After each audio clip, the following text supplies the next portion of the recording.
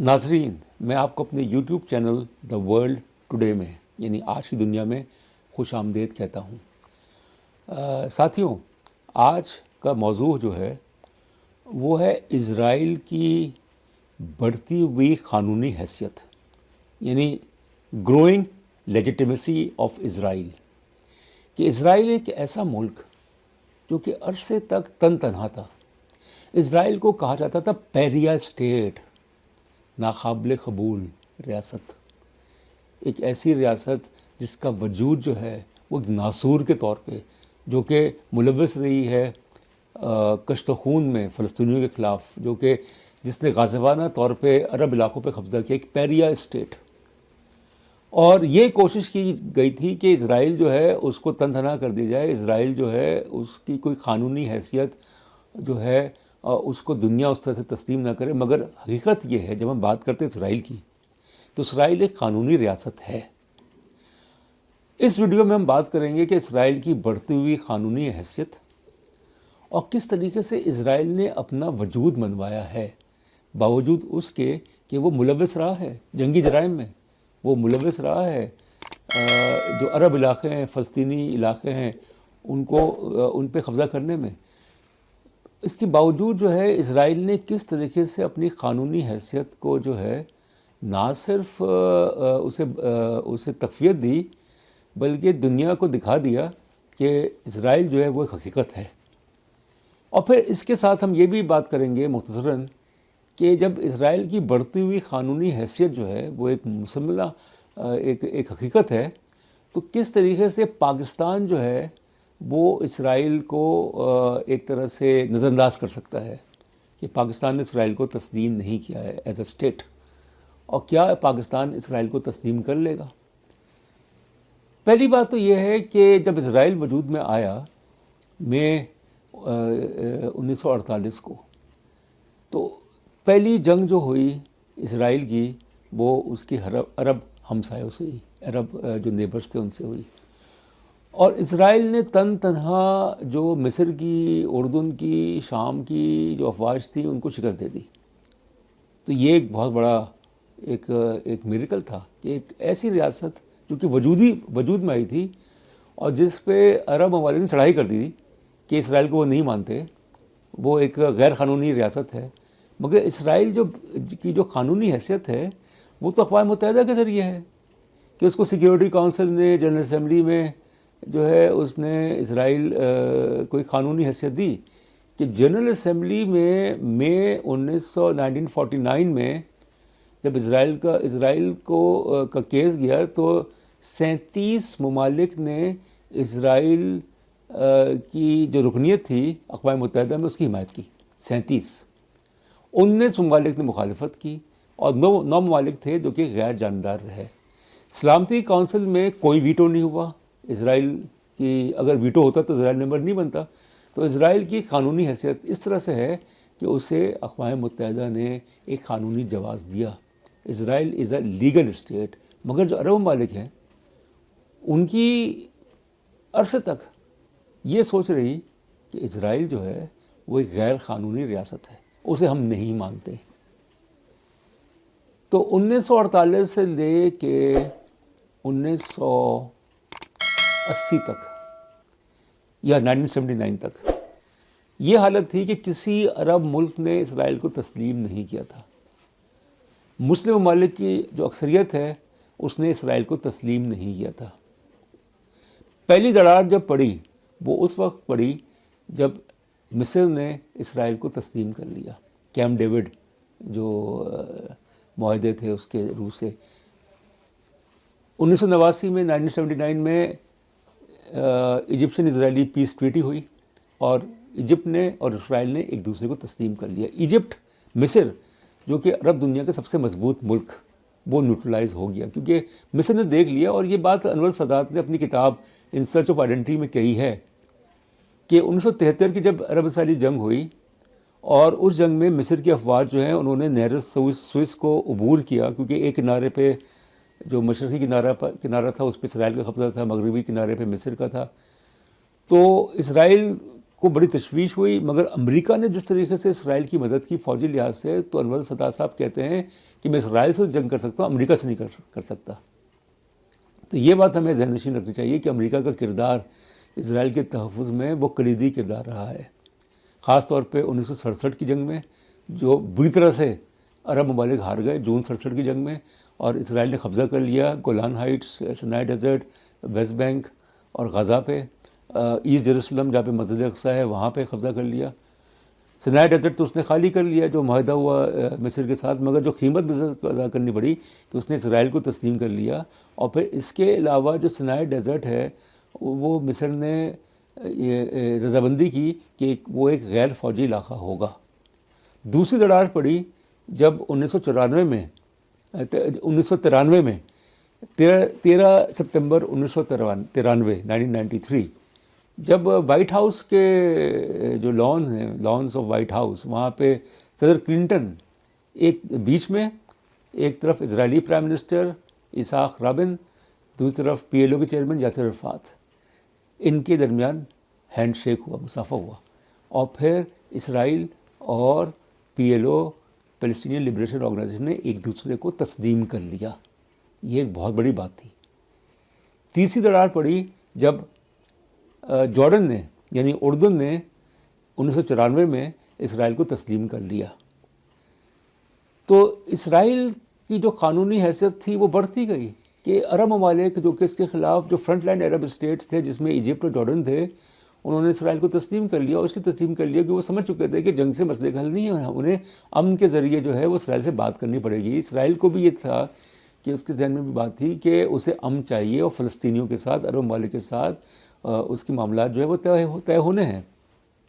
سرد جنگ کے خاتمے کے بعد چوتھی دراڑ پڑی جبکہ بے شمار ممالک جنہوں نے اسرائیل کو تسلیم نہیں کیا تھا، خاص طور پر تیسری دنیا کے، جس میں بھارت شامل ہے، جس میں چین شامل ہے، انہوں نے اسرائیل کو تسلیم کر لیا، اور پھر اسرائیل کی قانونی حیثیت جو وہ بڑھتی گئی۔ پانچویں دراڑ پڑی اسی سال جب ابراہیم اکارڈ ہوا، اور اس کے تحت UAE اور اسرائیل نے ایک دوسرے کو تسلیم کر لیا۔ اس کے بعد بحرین نے تسلیم کر لیا، سوڈان نے تسلیم کر لیا۔ تو یہ ایک بہت بڑی تبدیلی تھی کہ وہ ممالک کہ جن کے اسرائیل سے تعلقات نہیں تھے، عرب ممالک، انہوں نے بھی اسرائیل کو تسلیم کر لیا۔ اور اب یہ سننے میں آ رہا ہے کہ پانچویں دراڑ جو ہے یا چھٹی دراڑ جو پڑنے والی ہے وہ سعودی عرب کی طرف سے پڑنے والی ہے، کہ سعودی عرب جو ہے اس نے اپنی فضائی حدود جو ہیں وہ اسرائیل کے لیے کھول دی ہیں، جو کہ پہلے ایسا نہیں تھا۔ جو سعودی حکمران ہیں ان کے اسرائیل کے بارے میں جارحانہ قسم کی جو سوچ تھی وہ ختم ہو چکی ہے، وہ ایران کے بارے میں زیادہ جارحانہ ہے، اسرائیل کے بارے میں نہیں ہے۔ اور پھر جو ایک خبریں آئی تھیں جو جس کی تردید بھی کر دی گئی سعودی عرب نے، کہ خفیہ ملاقات ہوئی تھی جس میں کہ اسرائیل کے پرائم منسٹر بنجامن نیتنیاہو اور جو US secretary of state mic Pompeo اور جو سعودی کراؤن پرنس محمد بن سلمان، ان کے خفیہ ملاقات ہوئی تھی سعودی عرب میں۔ تو اب سعودی عرب جو ہے وہ ظاہر ہے کہ اگر اس نے اسرائیل کو تسلیم کر لیا تو پھر کیا رہتا ہے کہ OIC کا سربراہ، OIC کے روح رواں سعودی عرب، وہ اگر اسرائیل کو تسلیم کر لیتا ہے۔ تو کہنے کا مقصد یہ ہے کہ اب صورتحال یہ ہے کہ اسرائیل کی قانونی حیثیت اس طرح سے ہو گئی کہ اقوام متحدہ کے 193 ممالک جو ہیں، رکن ممالک جو ہیں، ان میں سے 165 نے اسرائیل کو تسلیم کیا ہوا ہے، 165، یعنی 2/3 سے زیادہ۔ اب بچے کچھ ممالک رہ گئے ہیں جنہوں نے اسرائیل کو تسلیم نہیں کیا ہے۔ اب ان پہ ظاہر ہے کہ ایک واضح طور پہ ایک چیز سامنے آ رہی ہے کہ انہیں فیصلہ کرنا ہے، مگر اصل بات یہ ہے، ایک تلخ حقیقت ہے کہ پچھلے تقریباً 20-25 سال سے جب سے اوسلو جو پروسیس تھا امن کا، اس کو ٹھیس پہنچی، اور اسرائیل کے جو وزیر اعظم تھے جنہوں نے اس پہ دستخط کی تھی، اسحاق رابن، نومبر 1995 ان کو قتل کر دیا گیا تھا اسرائیل میں، ایک انتہا پسند ایک شخص نے، جو وہ انتہا پسند شخص جو ہے وہ ایک سوچ کی نمائندگی کر رہا تھا، لکٹ پارٹی کی سوچ کی نمائندگی کر رہا تھا، انتہائی دائیں بازو کی، جو کہ اس کے فیور میں نہیں تھے کہ اسرائیل جو ہے وہ فلسطینیوں کے ساتھ کوئی معاہدہ کرے یا عرب ممالک کے ساتھ کرے۔ اصل چیز یہ ہے کہ جو طے ہوا تھا UN سیکیورٹی کونسل کا جو پارٹیشن پلان تھا، UN پارٹیشن پلان، اس میں یہ تھا کہ ایک یہودی ریاست ہوگی یعنی اسرائیل ہوگی، اور اس کے ساتھ ساتھ ایک فلسطینی ریاست ہوگی۔ یہودی ریاست تو بن گئی، فلسطینی ریاست نہیں بنی۔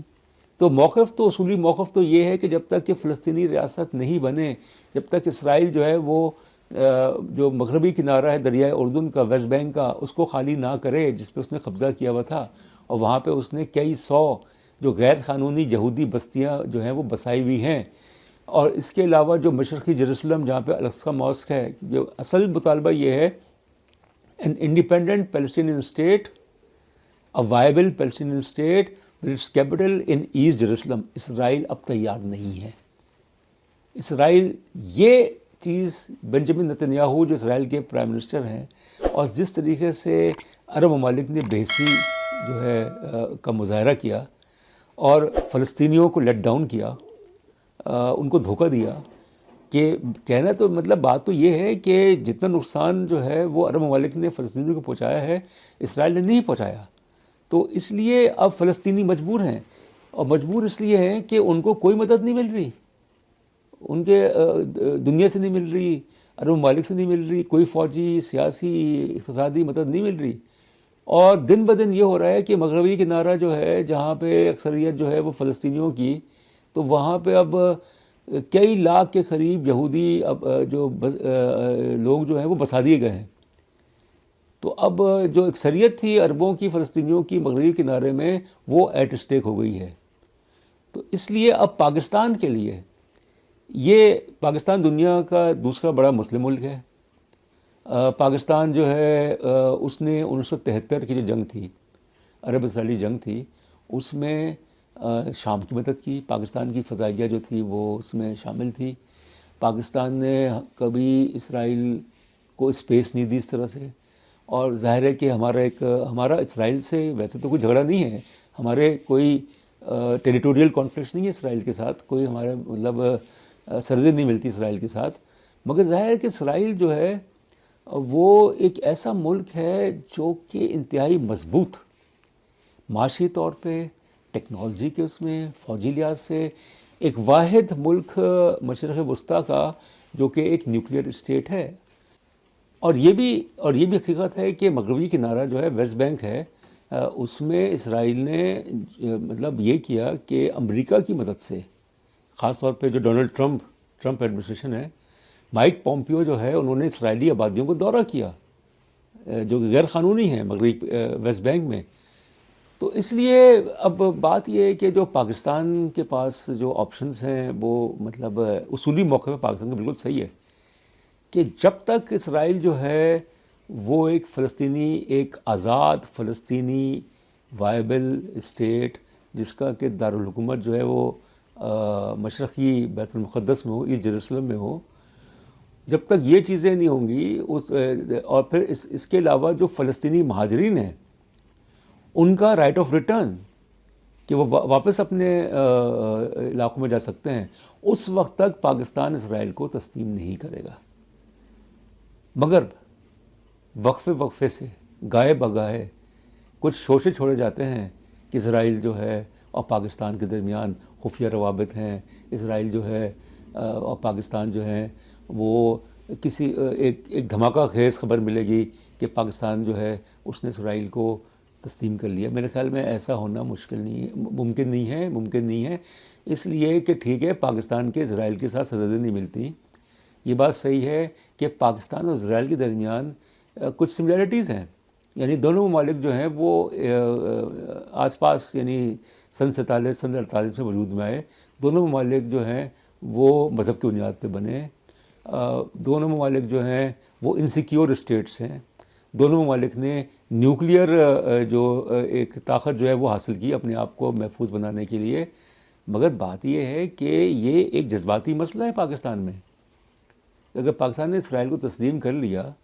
تو اس کا تو مطلب یہ ہے کہ پھر آپ اپنے اصولی موقف سے دستبردار ہو گئے، کیونکہ اسرائیل کی میں تو کوئی تبدیلی نہیں اسرائیل کی کوئی پالیسی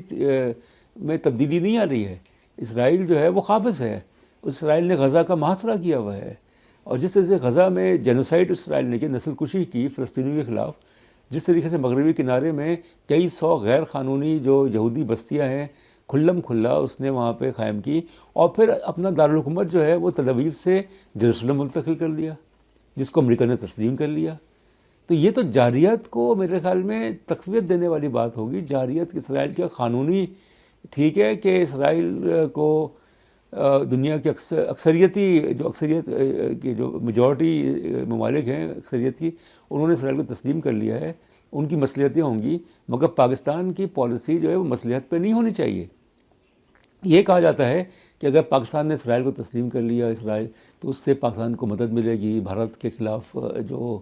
اسرائیل انڈو اسرائیلی نیکسس ہے، جس طریقے سے اسرائیل اور بھارت میں دفاعی تعاون ہوتا ہے، یہ ہوتا ہے وہ ہوتا ہے، تو ہم یہ کر سکتے ہیں کہ اسرائیل کو نیوٹرلائز کر لیں۔ اب اس کے پرو انڈیا ایسا نہیں ہوگا، کیونکہ بھارت ایک بڑا ملک ہے، اور بھارت نے اسرائیل کو 1991 میں تسلیم کیا، سر جنگ کے خاتمے کے آس پاس۔ تو یہ چیز جو ہے یہ ہمیں دیکھنی چاہیے کہ جو اور میں آپ کو ایک اور چیز بتا دوں کہ اسرائیل جو ہے اس کا ایک بڑا واضح موقف ہے پاکستان کے بارے میں، حالانکہ اس نے بڑی کوشش کی کہ پاکستان کا جو جوہری پروگرام ہے اس کے خلاف جو ہے کوئی انڈیا کے ساتھ، بھارت کے ساتھ مل کے جو ہے امریکہ کی پش پناہی سے کوئی قدم اٹھایا جائے، وہ اس میں ناکام ہو گئے۔ مگر اسرائیل جو ہے اس کا یہ کہنا ہے کہ پاکستان سے اس کا کوئی جھگڑا نہیں ہے، پاکستان سے کوئی جھگڑا نہیں ہے، مگر اگر اسرائیل جو ہے وہ اپنی پالیسی بدلتا ہے، ایک آزاد فلسطینی ریاست، ایک وائبل پیلسٹینین اسٹیٹ جس کا دارالخلافہ مشرقی بیت المقدس میں ہو، ایسٹ یروشلم میں ہو، اس وقت تک پاکستان کو اسرائیل کو تسلیم نہیں کرنا چاہیے۔ یہ بھی کہا جاتا ہے کہ جب پی ایل او نے اسرائیل کو تسلیم کر لیا، مگر پی ایل او نے اسرائیل کو اس وقت تسلیم کیا تھا جب اسرائیل کے اندر جو حکومت تھی، لیبر پارٹی کی حکومت تھی، اسحاق رابن صاحب پرائم منسٹر تھے، انہوں نے پی ایل او کو تسلیم کر لیا کہ پی ایل او جو ہے وہ ایک دہشت گرد تنظیم نہیں ہے، اور پی ایل او نے اسرائیل کو تسلیم کر لیا کہ جس کے چارٹر میں لکھا ہوا تھا ڈسٹرکشن آف اسرائیل۔ تو دونوں کے موقف میں لچک آئی، تبدیلی آئی، مگر اس کے بعد کیا ہوا کہ سن 95 کے بعد سے اسرائیل میں جو بھی حکومت آئی، لکٹ پارٹی کی آئی، ایک مختصر عرصے کے لیے لیبر پارٹی کی آئی، مگر جو لکٹ پارٹی کی حکومت ہے بنجامن نتنیاہو کی، وہ تو ایک ریشسٹ حکومت ہے، اور اس نے جو ہے وہ ظلم و ستم کا بازار جو ہے وہ گرم کیا ہوا فلسطینیوں کے خلاف۔ اور اسرائیل کی جو آبادی ہے وہ ہے تقریباً 8 ملین میں سے تقریباً 1.8 ملین جو ہیں وہ عرب ہیں۔ تو اسرائیل کے اندر جو عرب آبادی ہے وہ تقریباً 15 سے 20% ہے، اور عرب آبادی اسرائیل کی جو ہے وہ دوسرے درجے کی شہری ہے۔ فلسطینیوں کو تو آپ چھوڑ دیں جو اسرائیل نے ان کے ساتھ کیا ہے۔ تو اس لیے اسرائیل جو ہے جب تک پیریا اسٹیٹ رہتا ہے، اسرائیل جب تک کہ ایک ایگریسو اسٹیٹ رہتا ہے اس وقت، اور اسرائیل جب تک UN سیکورٹی کونسل کے جو قرارداد تھی جس میں یہ لکھا ہوا تھا سن 67 کی قرارداد کے اور سن 73 کی کہ اسرائیل کو وہ علاقے جس پہ اس نے قبضہ کیا ہوا ہے وہ خالی کرے، تو اسرائیل تو خالی نہیں کیا، سوائے سنائی کے اسرائیل نے گولان ہائٹس کو انیکس کر دیا جو کہ سیریا کا حصہ تھا، اسرائیل نے جو ہے وہ ایسٹ یروشلم کو انیکس کر لیا، اسرائیل مغربی کنارے پہ قابض ہے، اسرائیل جو ہے اس نے غزہ کا محاصرہ کیا ہوا ہے۔ تو یہ جب تک مسائل حل نہیں ہوں گے اس وقت تک پاکستان کے لیے مناسب نہیں ہے کہ وہ اسرائیل کو تسلیم کرے۔ بہت شکریہ۔